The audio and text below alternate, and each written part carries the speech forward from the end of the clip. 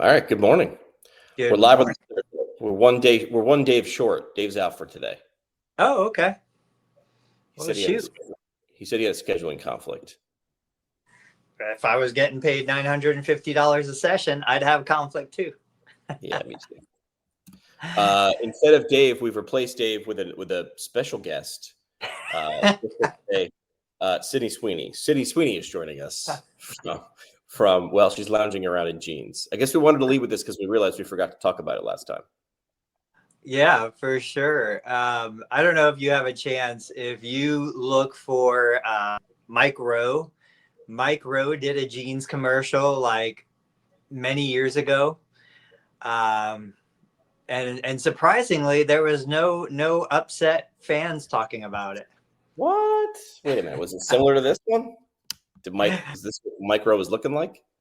He was holding the jeans in his hand. He was in his underwear, talking to his mom. His mom had breast cancer, and they were talking about the importance of good genes. No, I mean, it was basically really? the same thing. Yeah, it was great. People had started sharing it after all the controversy.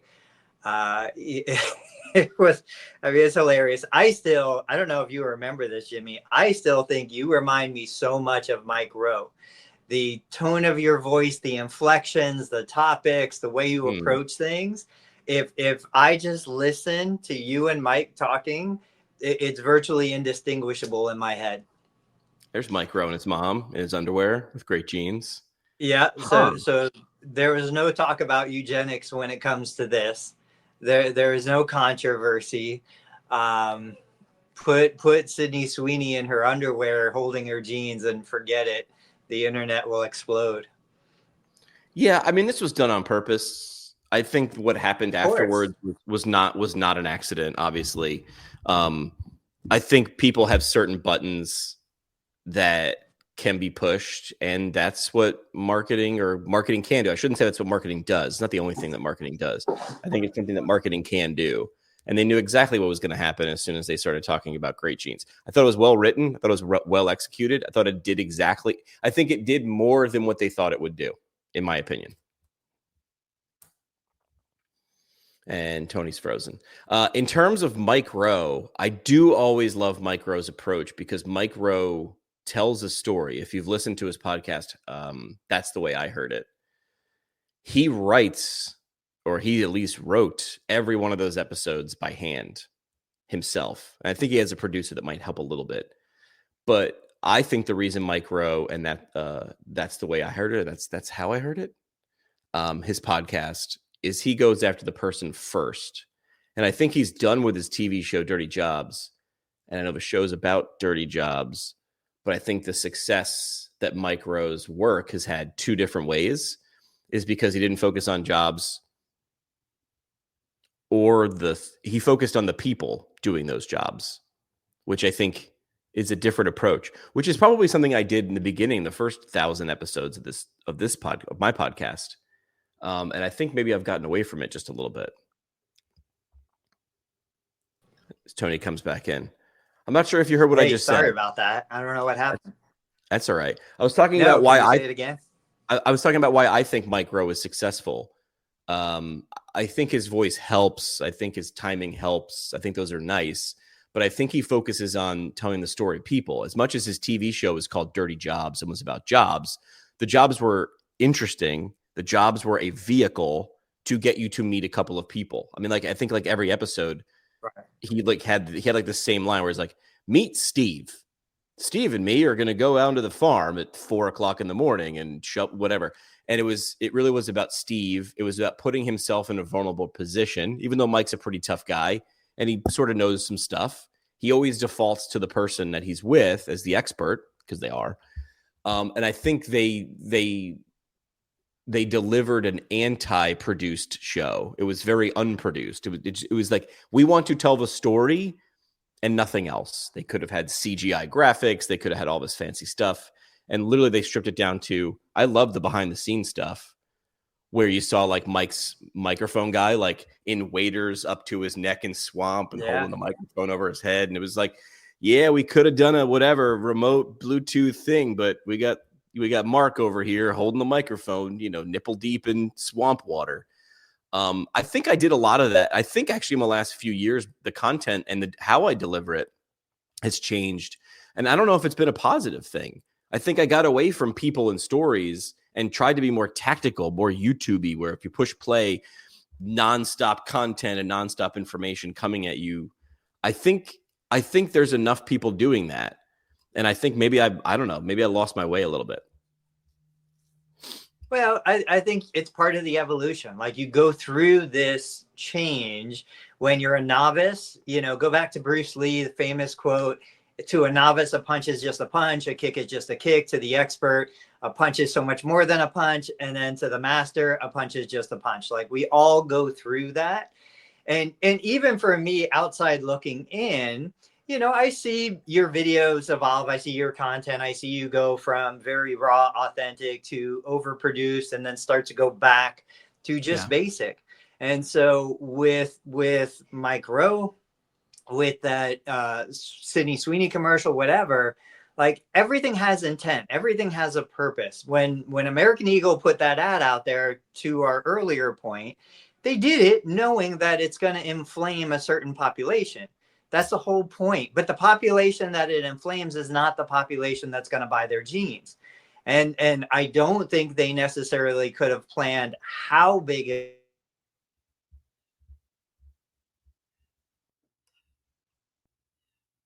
Yeah, I think we're losing Tony again.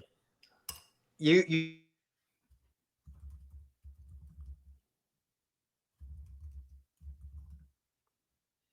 All right, well, maybe we'll see if Tony can reset the router. You really can't plan how big something. Oh, there you go. Now you're back.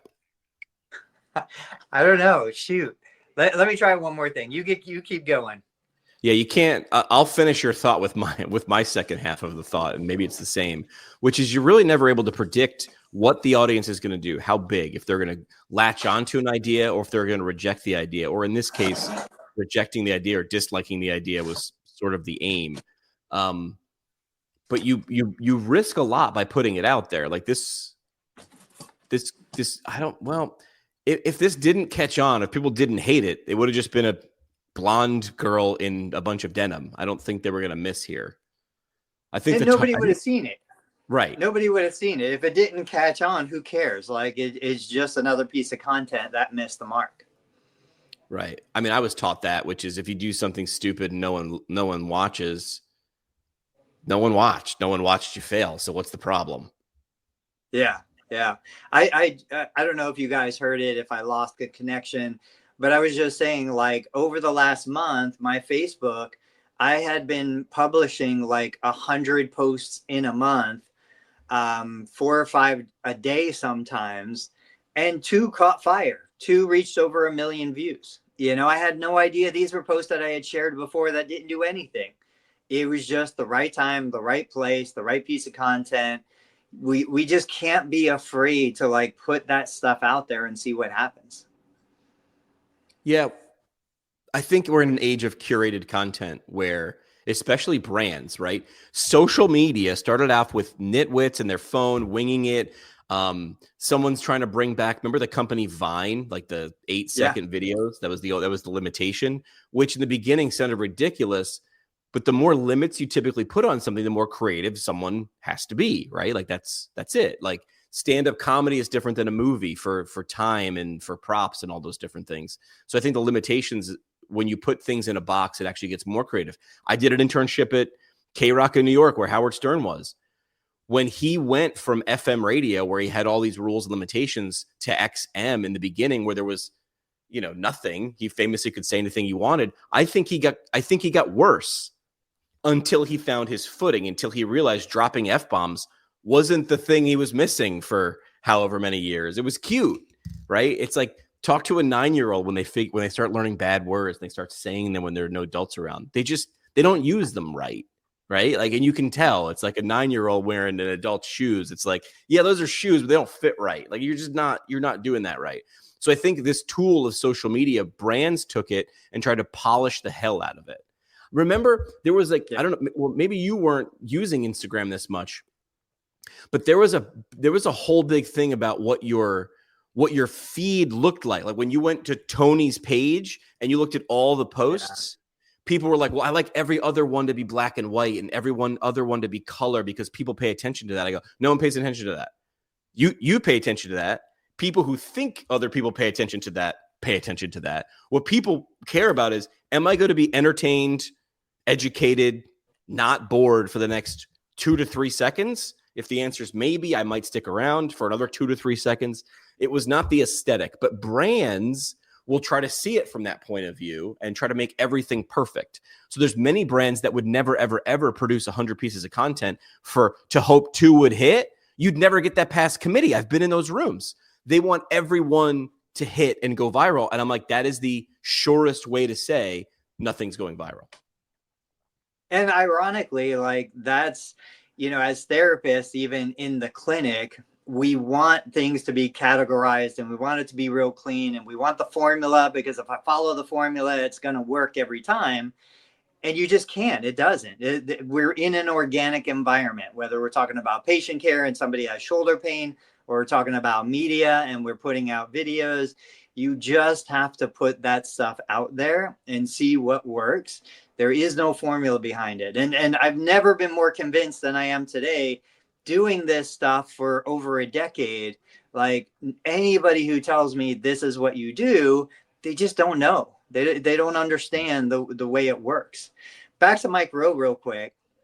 Don't share these, but yesterday in the chat, I shared with Jimmy and Dave a dentist made up testimonial that was hilarious. Just to give you the idea, it's person, they're reading a script, they're threatened with like the dental instruments, and it was really cute and it was funny. And then I found another version of a testimonial that wasn't supposed to be funny, but it's the same thing. It's like that hostage, the lights on the person, they don't know what to say. You can see them trying to remember what the therapist told them to say. If we just took a little bit of Mike Rowe's kind of perspective and like, look, just celebrate the person.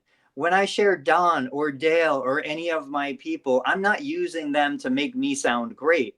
I'm sharing the authenticity of these guys are coming in every day. They're talking about sports and bowling. They're having a good time.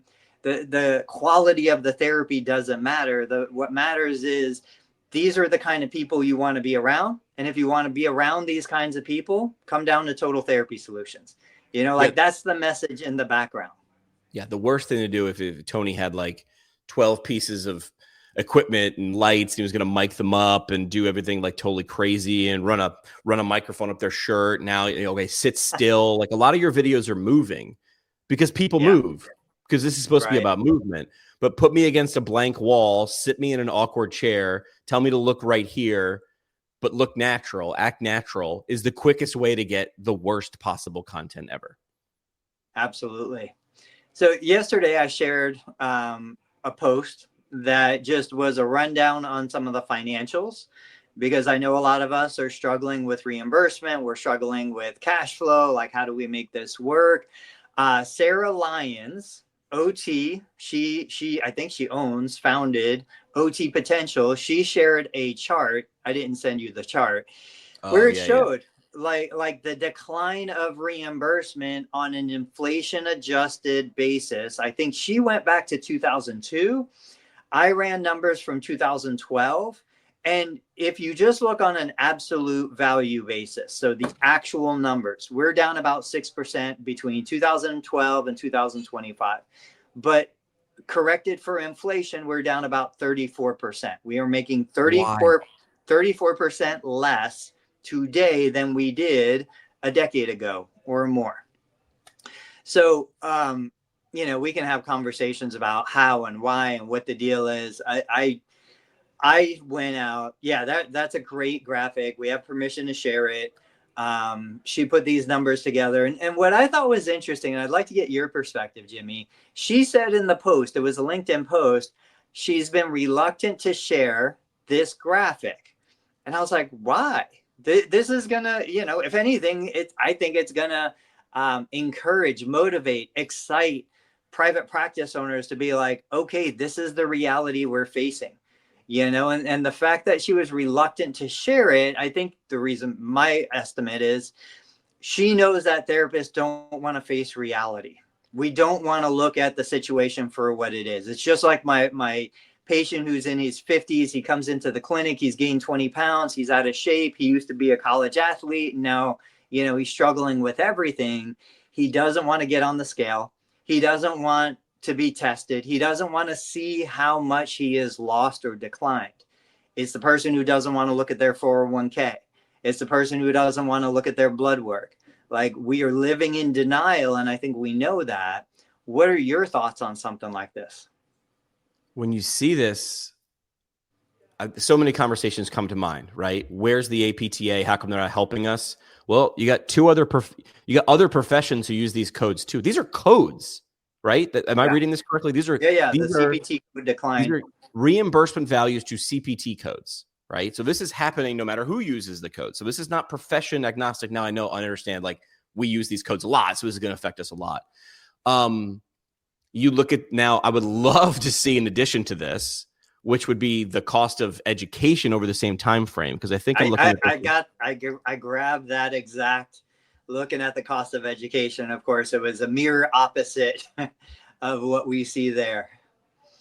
So, I mean, people say this all the time. I used to, so many times I flip-flop my ideas because I'm given new evidence and I change my mind. Some people look at as not being staunch and taking a position as weak. I look at it as I'm presented with new evidence. Today, your kids are in high school, right? Or they're close to it, right? I've got 3 in high school, 1 in middle school. If they were going to come to you with the cost of education laid on there and say, I wanted to start a PT clinic in 2028 or 2029, what would you say? We see these in Facebook groups a lot. Someone comes in and says, I've got a niece who's thinking about becoming a PT. What would you say? And overwhelmingly, I am not a statistician, but I'm going to say 80-20, 80% saying absolutely not, don't do it, worst ROI possible. And I used to say things are what you make them, and they are. But I don't know. I think I might lean towards the 80% and say this probably isn't a great business model, because who bleeds 30% over 20 years and gets away with it? Sorry, 30%. Well, did you see my recent post where I said, like, things change, market demands change, customers change, everything changes. So the synopsis is, I said, look, nobody goes to, it's one thing if you're like me, 25 years in private practice. I've got a lot of advantages over anybody who wants to start today. I can, muscle my way through declining reimbursement. I've got a lot of room for it to continue to go down. But a new startup, like we talked about, ice harvesting used to be the biggest business in the world at one point. Really? There's nobody in Silicon Valley today who's going to start an ice harvesting business. The environment has changed. And so for us, if somebody says, I'm thinking about PT school, my first question is why? Now, I'm not saying no. I'm just saying, okay, what do you want? Well, I want to be a great therapist. I want to treat patients. Okay, you can do that. You can go get a job if that's what you want. If you say, I want to own a PT clinic, now we have a different conversation. Okay, well, what does that mean to you? Why do you want to own this? What's the objective? What are the goals? And I would not tell you to use the business model from 1970 where therapists were, $300, $400 reimbursements. That's not going to work in today's environment. So we need what we would call a physical therapy practice today is going to look very different. The television I buy at Costco today looks very different than the television I bought in 1985. Like they're just completely different products. So I would never say no. I would just say, okay, why? Just like a patient comes in, my shoulder hurts. I want to get better. Why? What are the goals? What do you want to achieve? If we had an episode of Shark Tank where someone walked in and they were gonna pitch a PT clinic to the sharks are going to want to know, how do you make your money? Right? If the sharks are halfway intelligent, which they are, they're going to say, well, I treat and I bill insurance. And they're going to say, well, a buddy of mine showed me this graph. So what? Still not a bad idea, right? Because people are still going to need it. Demand's going to be there. But the question is, how are you going to make up 39%? What are you going to do? So people walking in the door, and we've talked about this, but I'm gonna hear how you'd present it to the sharks.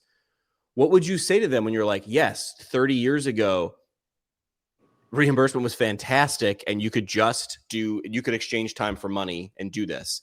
They're going to ask, well, how else are you going to use this? Is this and they've asked us before, is this a product or a business? Is this a one-trick pony? Like you need shelf space at Bed Bath & Beyond or Target, and that's how you're going to make your money because this is all you're going to do? Or is this a line of whatever? Famously at the APTA conference, I've got an episode coming out pretty soon. A PT created this bar of soap in the shape of like a Graston tool. It's not a Graston tool because he'd have to pay, royalties or whatever, but it was in the shape of a tool. So you could give yourself some IASTM while you're in the shower. And he said, they asked, is this a one trick pony? He's like, no, I've got other products that we've already got in our head that complement and supplement this. If that were a clinic, how would you answer to sharks? I always start with, what is your unique competitive advantage, right? Like, what do you have that the market absolutely needs, that they will climb over each other for? Yesterday, my twins are going into high school. It's a private high school. We went to a uniform sale. So you could get uniform shirts for $1 a piece. They're normally like $40. I got there early because I had to drop them off for sports. There was a line of well over 100 moms. I might have been the only dad out the back of the door. Like, it was like, and I know you're going to remember this, the craziness around Beanie Babies, Cabbage Patch Kids, like all that kind of stuff. That's the kind of excitement. Like, I felt like they were going to knock me over. That's the kind of excitement you want over a product when you're getting ready to go to market. So back to my competitive advantage. If I was coming in today, I would be like, okay, well, I've got social media, following. I've got an audience. These individuals are desperately needing this solution. But somebody else, it might be, a bar soap. Hey, we're going to approach this market. There's a huge market for soft tissue mobilization. We're going to do it at home. I'm going to, create this product. There has to be something unique. You can't come in and say, I'm going to do what everybody else is doing. I'm just going to be a little bit better. That's never going to happen. Like, a little bit better is never going to work. It's got to be order of magnitude different and better. So I've got a friend who has a Pilates clinic in one of the most financially difficult to succeed markets in the Washington, D.C. area. It's actually outside of D.C., which actually makes it a little harder. And overwhelmingly, I think that one of the reasons she's successful is she's got a great location. That's good, right? That's table stakes. The building, the facility, when you walk in there and whatever she charges, you're like, yeah, okay. To be here, I need to pay a premium. It feels good. I think the difference in hers, the unique competitive advantage, the differentiator, is the people that she needed to be really different. And then the people she picks. I don't even know if she would. I think she would know it because she's super smart, but I think she's the unique competitive advantage. So I think if she were on Shark Tank, they'd go, I'd invest in you, but how do we scale you? So that's the problem. How do you scale a person like this? If we were like, we want one of these in every major metro, she would need to fly around the country. Or how do you scale that thing? Is that the thing that PTs run into? It's similar. Like, she is a PT, by the way, and it's the biggest Trojan horse on the planet. She has a Pilates studio, right? Nothing says PT, but she's doing PT the whole freaking time in group classes, but she never calls it that. Like, her model could be scalable to major metros across the country. I'm trying to think of the reason why it might fail. The only reason it might fail, the biggest way for it to succeed, is she'd have to be there, because or she'd need, her job would now not be able to teach classes as much, or maybe at all, because now she needs to be a CEO, which is the same thing that happens when you're a clinician and you want to open a business. You're like, well, I just treat, and every once in a while I yell something or I answer a question. I've never done it. I'm going to guess no. That's why things fail. Or you might not just be good at that. Yeah, that's the trap so many of us fall into. Scott mentioned 7 levels of why. It seems like something you would know about. But we tend to fail because we go in with the idea and the mindset that I want to be a therapist. I want to be a great therapist. I'm going to build this around me. And then all of a sudden we realize we never can get away. You know, this is the whole idea behind the E-Myth Revisited book and all of the other little entrepreneurial books that are out there. Ever since probably the last 10 years, if I'm going to get into a business, it is never going to be a business built on me anymore, because I don't want to be tied to anything. It's going to be a productized business. It can still be a service. I can productize a service. I can take the things that I deliver as a clinician that I think make it a magical experience, and I can productize those things. I can train people to deliver that experience. I can create systems that deliver that experience. It doesn't have to be me delivering the experience. All right, so let's do this. Let's say we can do the 7 levels of why, because now Scott has me interested and I'm using ChatGPT. So we'll go through it with Tony. Tony, as a clinic owner, what is the big goal for your clinic in the next 3 to 5 years? Honestly, I would say to, I'm not sure I know. Do you want to grow your clinic? Do you want to prepare it to be sold? Do you want to expand into locations? Like, what's the primary thing? And we'll do the 7 Okay, levels. let's say for me, it's going to be prepare to be sold. Okay. So then you would ask, I guess, I mean, the name is pretty good, 7 levels of why. So let's do it. So it's all right. So you want to prepare to sell your business, your PT clinic, in 3 to 5 years. Why do you want to prepare to sell your business in 3 to 5 years? That's level 1. Sure, because I want to cash out on the value that I've built. I want to take, a system that's working, and I want to extract the value of that system. Okay, perfect. Then you'd go to level 2. Level 2 question. Okay, perfect. So you just keep asking why till you get to the core. This is like, without ever having heard this, Scott, I call this peeling the onion, which is like, there's no pit. There's no way to, there's nothing in the middle of an onion. The process is the goal, which is like, well, why, well, why, well, why, well, why, well, why. And the idea is you ultimately get to the purpose of that why. So which Simon Sinek says, start with why. This one just says, ask why 7 times and get deeper and figure out why you're actually wanting to do this. And things, I'm guessing it's for clarity. It's to figure out what your next move is, because selling in 3 to 5 years is a big, hairy, scary thing. And I think it helps you realize that there might be better ways to do that. Okay, so like, let's go a couple levels deep at least. What's my goal? I want to sell. I want to build a practice that I can sell. Okay, why do I want to sell it? Because I want to extract the value of what we've created over the last 25 years. Okay, well, why do you need to extract that value? Because the risk continues to increase of compliance violations, audits. I could lose everything. I want to get out before I lose everything. The risk of that's what I want to reduce, and I want that money. Okay, well, why do you want the money? Because I want to be able to know that I've got college funding for my kids. I've got a nest egg that I can sit on, and I have the freedom to do other things, and I think as you keep going through that, well, why do you want to do other things? Well, because I've kind of run the course with the PT business, and the risk to benefit ratio is getting out of whack. I don't want to stay in this. And then you're like, well, wait a minute. Am I costing myself more staying in the business as it is today for another 3 to 5 years? For, what's the exit going to be? Let's say net after everything, I take a couple $100,000 away from it. I could probably get into something better right now that's going to generate a couple $100,000 in a year or two. Like, do I have to stay in this to generate that money? It's the golden handcuffs. I think this is probably holding me back more than it's propelling me forward. So for me, I think that's the ultimate objective of that is there a better way? If I really just want the money, can I make money doing something else? And if I just want to treat for fun, can I do that also for free? Right. Like, Tony, great job. Spot on. Yeah. Okay, good.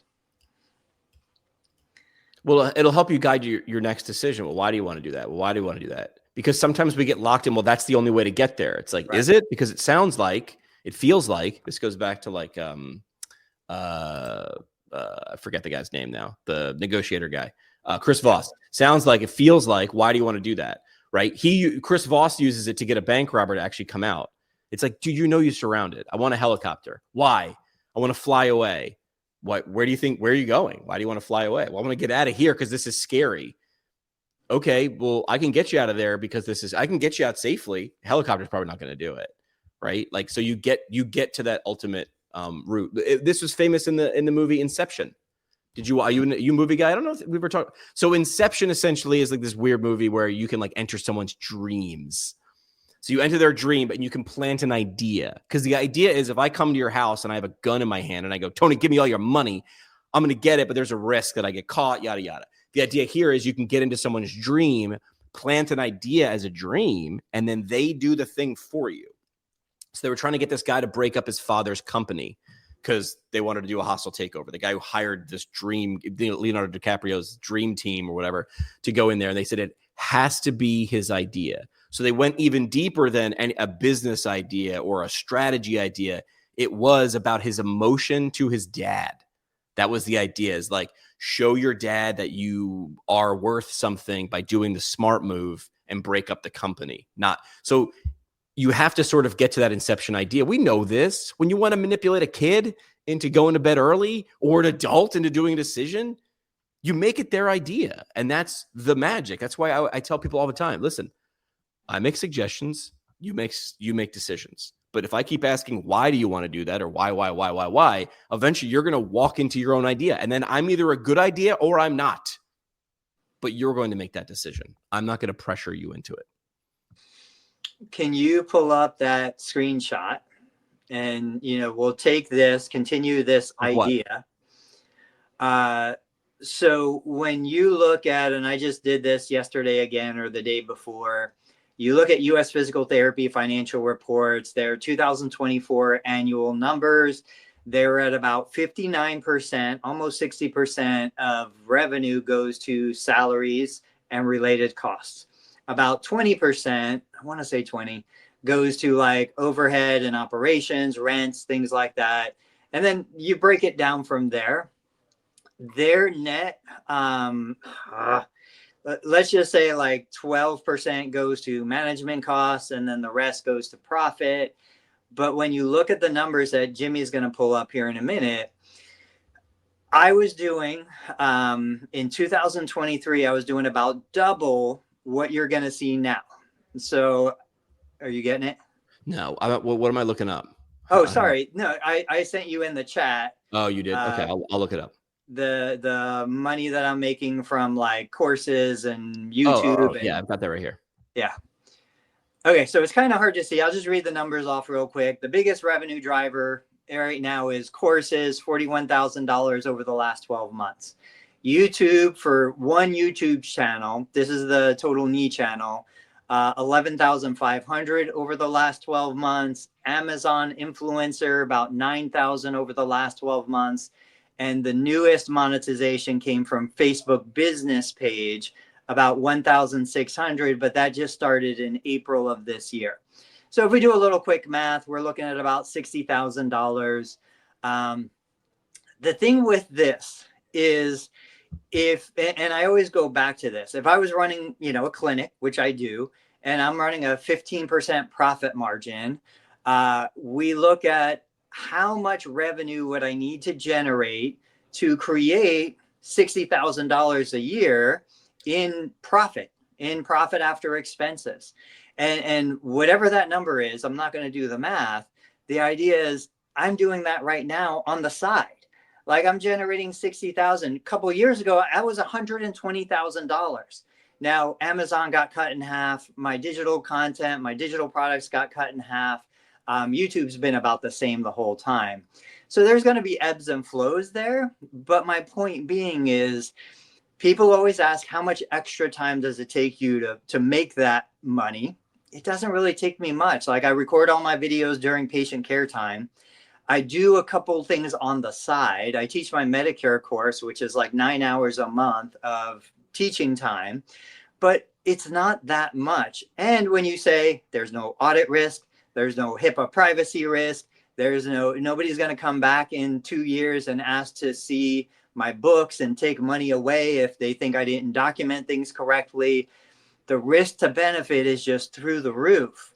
So back to why am I still wasting time battling insurance companies and patients and doctors and compliance when I can go straight all digital? And I still truly get the personal satisfaction of knowing, okay, I created a piece of content that answered a question that literally millions of people have seen now. I could never do that in the clinic. I have one person, 3. I can't help millions. This gives millions of people free access to healthcare that they would not have otherwise gotten. Like there's a personal joy and satisfaction fulfillment in that, as much as there is going out into the clinic and somebody telling me that, they feel so much better today.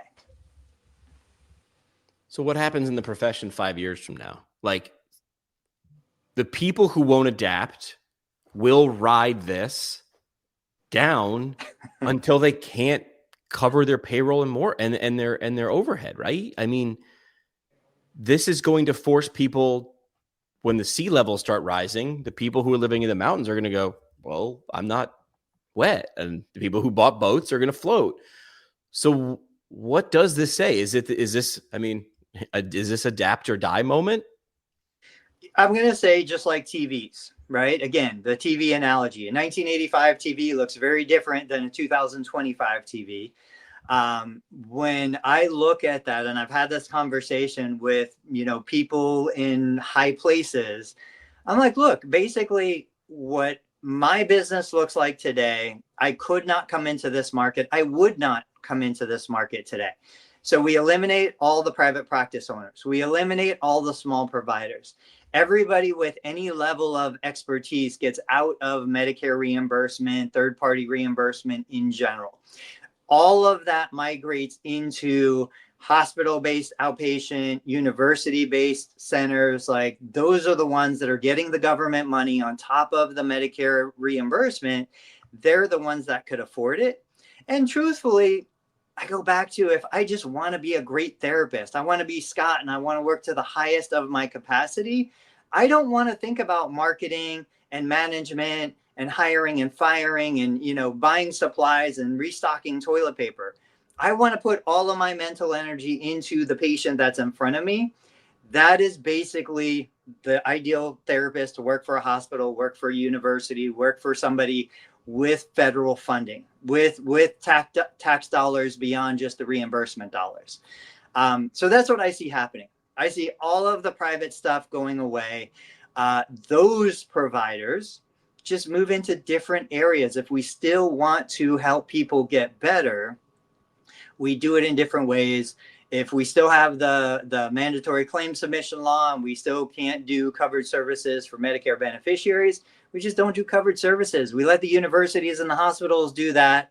Then when they get discharged, they come out to us, and that's what I see the future is. My kind of business is gone because you just cannot operate in the environment the way it is.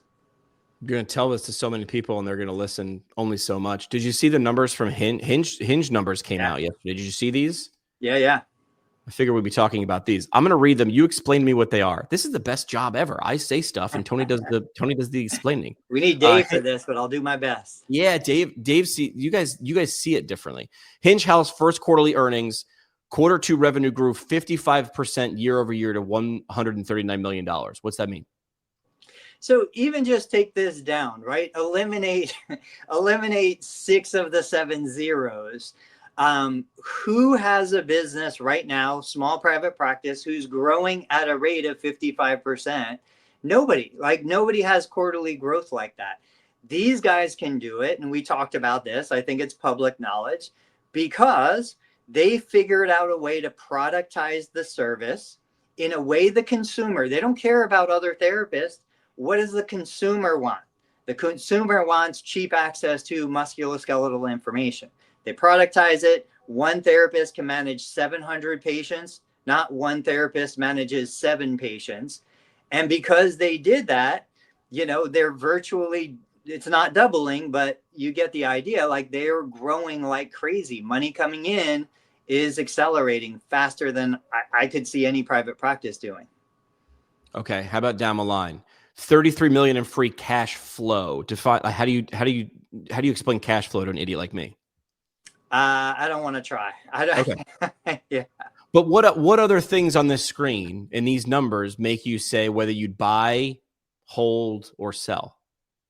So normally you're looking for growth. When you're deciding what's a stock worth, you're not looking at how are they doing today, especially a company like this. You're looking at, okay, are they going to be double, triple, quadruple the size in a year, in 5 years?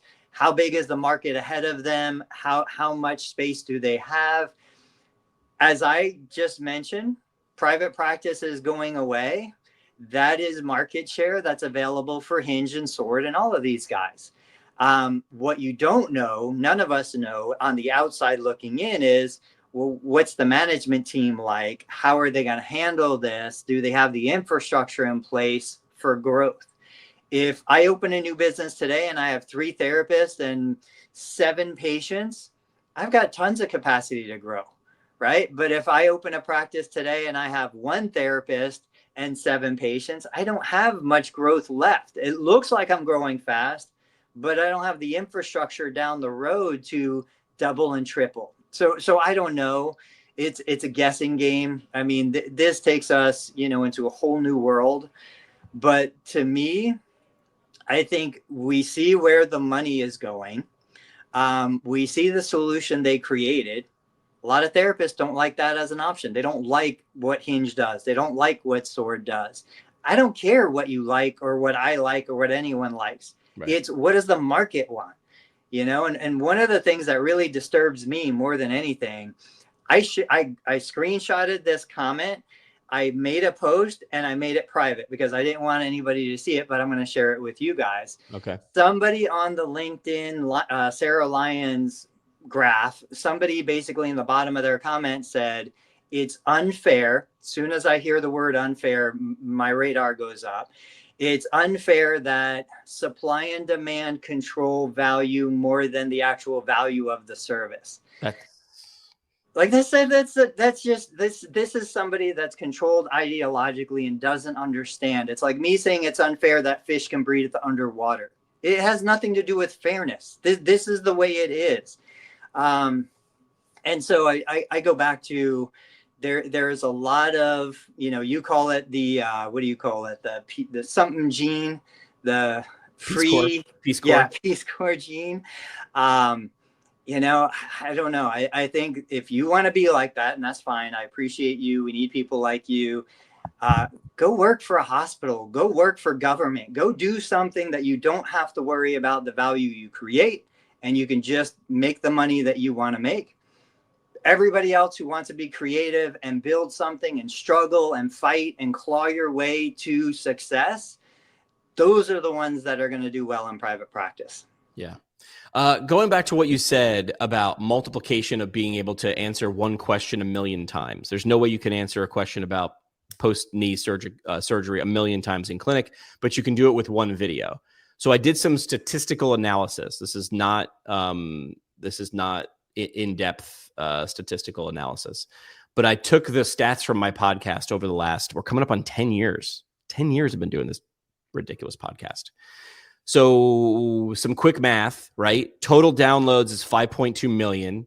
I just guessed average episode length 35, although I probably have a little bit more because there's some that were an hour and 20 in the beginning, especially. I just sort of let it go. And impactful plays, that's where someone completes more than 3/4 of the episode. We get a 94% average. It means when someone pushes play, they hit at least the 3/4 mark before they bail out. So it's not just someone downloading and pushing play and then leaving, right? So you want to talk about what a podcast or video or any of these things can do. This is not a brag. This is compounding on time. So what it's saying is 5.2 million plays times 35 minutes is 184 million minutes. That's 35.18 decades worth of attention. Do you think as a university teaching students, how hard would it be to get to 35 decades worth of attention. Let's say you have 30 students and one professor and 3 hours a week. That's hard. Like, I put this in perspective as somebody who was just launching a podcast, and she was like, well, I'm not getting the numbers you are. And I said, well, think, number one, my numbers have gone down. More podcasts are showing up. I understand how pi works, right? Attention spans are pi. I said, and she was getting 200 to 300 downloads an episode. And she's like, that's nothing. And I said, if you had a happy hour down the street from your house once a week and 200 people showed up for an hour, you'd say that's a failure? Now, it's harder for her to see this because it's hard to see until someone explains it to you. I was like, well, you're not monetizing that. So it feels like you're doing all this work, and you are, and you're getting a little number on a screen that says 202. And you're like, well, what happened there? And I was like, well, you don't have a product or service right now to offer those people yet. My first question is, if you want to do the 7 levels of why are you doing this? Well, I really love to share my information. Okay. Why do you love to share your information? I love to learn stuff, and I love to have other people learn stuff. I love to be the person who facilitates learning. And then I would stop there. I know it's 7 levels of learning. I would stop and be like, aren't you doing that? How could you do that more? Could you do it more often? Like, then it goes to like the exercise principles: frequency, intensity, time, type, volume, and per direct. Could you do more? Could you do 2 episodes a week? Could you share them in different places to get different people outside the 200? Could you quite simply start your next 10 episodes by saying, I love you guys, the strong 200 that show up every week. If you could suggest this to one friend, we might be able to bring more people, and tell me who you think I should have on or what thing you want to learn, and I will pivot to that if it's a good idea. And suddenly her perspective changed. But that's why I wanted to show this, which was like, it's kind of crazy what you can do with this stupid little live stream. Right now, Tony, there's 23 people watching us. 23. Yeah. It's not a business model. If I went to a huge, large company and said, I'm going to do it, you're going to pay me, and the only thing I'm going to do for you is live streams, they'd be like, you're an idiot. 23 people? Let me show you how that 23 people can compound, because 23 people are here right now. What can I do with this 60 minutes of stuff that we've done? It might just spark an idea. This was a great perspective I was given years ago. I needed permission, a signed permission slip from my boss, Chris, if I wanted to spend $500 or more. And then he looked around the room at a meeting someone called that said everybody in the building has to come to this meeting for an hour. And he said, what do you think this meeting costs? I was like, well, nothing. We're leasing the space. And he goes, we're paying all these people by the hour or by the second or by the year, whatever you want to measure it. And we just wasted a bunch of the time because this meeting could have been an email. So it's like spend and pay are 2 different things, right? So what could you be doing? And the people that don't see it are the people that I think partly will be left behind. I'm not saying every clinic or whatever needs to be a media company. I'm saying it is one way of connecting. Dan's asking who I would want as a buyer. Dan, I don't know if you know. So Justin Stiver down in Florida bought. He was an employee of mine, and we worked together for years. And he bought my Florida location, and then he just exploded it. From a fulfillment perspective, that was amazing. Like, to see him, a relatively young new professional, take over what had been a stagnant clinic for years, because we weren't local. We were in Ohio for years before he bought it, and turn it into an empire, which is really what he has built, is amazing. So I think what you're kind of asking is, do I have an emotional tie, and what would I like to see happen, and what's going on? I kind of filled that bucket when Justin bought and built and grew my Florida clinic. Now it's transactional. I don't care.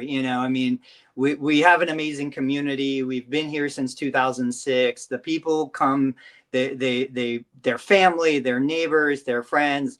Like, obviously I wouldn't want to destroy that, but I tell you what, back to the bigger topic, there's a NovaCare across the street. There's an Athletico up the road. We don't have any ATIs locally that I know of, but I see patients all the time that still love going to their Athletico therapist. Jimmy, we talked about, like, they're great therapists in these bigger corporate groups. They are. And there are patients who love going to them. So if somebody like that wanted to come in, piece of cake, I'd be happy to sell it to them, because I know they're going to do a good job. That was the reason a while ago I sort of went on a rant or a tangent where I was like, I need you to write down the inclusion and exclusion criteria for a PT mill.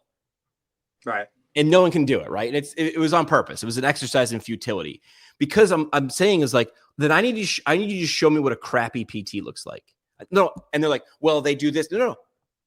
I want you to show me one, a human. Show me one of those. And I'm not saying there aren't out there. What I'm saying is when someone gets a group of people together and then says that group's bad, and then I go zoom in super close, right? Is that person bad? Well, no, not that person. Well, how about that? Well, no, not that person. And where does it go wrong? I don't have the answer, but I think this is more of the question is like, why did ATI? Why did the price not work? Physical therapy doesn't work. Well, there's a whole bunch of people making it work. Where was the issue? Because you can't just throw the baby and the bathwater out. You can't say the baby and the bath are bad, because they're neither, right? So I think I went on that rant. I did have a yard sale 2 weeks ago, and I was selling some of my dad's tools, some stuff that he's never going to use. And I had a friend look at him, and I'm just like, hey, man, I don't understand what I'm looking at. I know what these tools are, and they do, but like, what's worth something? What should I keep? What am I even going to use? If I'm not going to use it in the next year, I'm going to get rid of it. So he told me what to get rid of. And there was this really cool router set. You know what a router is? Yeah. So got a router set with the bits that were like in wooden boxes. Like this was legit. This was like a while ago. And 4 guys walked up to my yard sale. Only one of them spoke English. And my buddy was like, this is $100 because the wood, because the bits alone, he's screw the router. The bits alone are $100 because they're nice. They're Sears like wooden box router set. These guys didn't have $100 for a router, but I could tell what they were doing. They were buying tools so they could make some money. So asking who your buyer would be for your first one with Justin, you explained, I literally said, are you going to use my first? He said, how much? I said, I responded with a question, which is a smart negotiating move, but I wasn't negotiating. My question was, are you going to use it? So through his translator, he turned and walked away. I think I was like, I guess I pissed the guy off. What he was doing was opening up the photos on his phone, and he came back and showed me stuff that he built. And then I said, make me an offer. Like, I want to give this to you because it's going to sit in my garage and do nothing and rot. I'm never going to use it. Listen, I ain't going to use it. I'm being realistic, right? So I think it's transactional, but you have enough roots in that community where you're like, I want someone who's going to do well by this. I want someone who's going to go elbow deep, right? I'm guessing there. You're not all transactional as much as I know about you, right? Probably right. Probably like an ideal story situation would be somebody local. They have family. They want to take what we've built and then accelerate on top of it. And the real value, and Dave and I have talked about this publicly, the real value, we're not a high profit margin physical therapy clinic. You know, I already showed you, I said, if we didn't have the other stuff, if I didn't own the real estate, if I didn't have the digital assets, if I didn't have the other stuff, I'd barely be squeaking out a living with the physical therapy clinic, but that's not my top priority. And so the real value is not in the profit the clinic produces. Scott mentioned the clinic's a loss leader. It kind of is.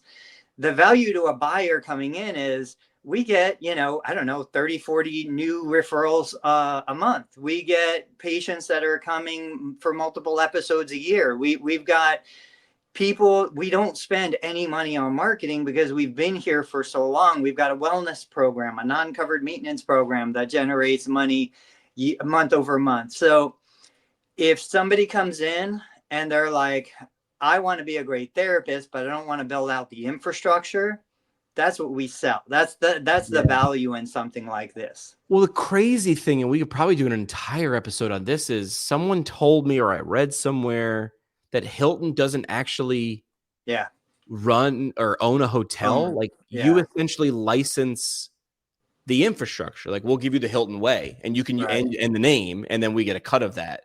So essentially they built the process and built it so well. Would love to see how that starts in the beginning though.